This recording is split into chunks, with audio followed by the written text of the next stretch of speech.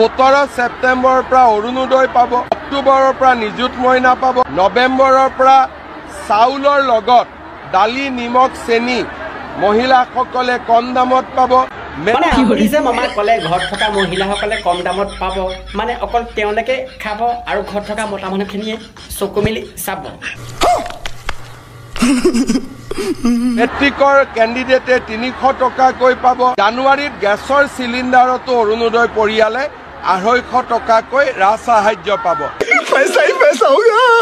মানে চব যদি বোৱাৰী আৰু ছোৱালীখিনিয়ে পাব তেনেহ'লে আপুনিও চাব। মানে 2026ত আমি ল'ৰাবিলাকে নিদিওঁ আপোনাক ভোট, লাগিলে কংগ্ৰেছে আমাক দিয়ক এইকেইটামান কেঁচা ভোট।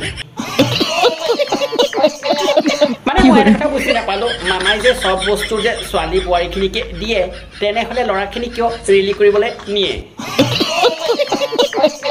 বন্ধুসকল, আজি ভিডিঅ' বনাইছিলোঁ অনলি ফানি বাবে, যাতে কোনো গাত পাতি নলয়। আৰু ভিডিঅ' চাই যদি ভাল লাগিছিল লাইকটো কৰিব, চেনেলটো দি ছাবস্ক্ৰাইব কৰিব, ধুনীয়াকৈ এটা কমেণ্ট কৰি জনাব। পাৰিলে যদি শ্বেয়াৰ নকৰাকৈ নাথাকিব। আৰু আজিলৈ ভিডিঅ' এৰিছোঁ। জয় অসম।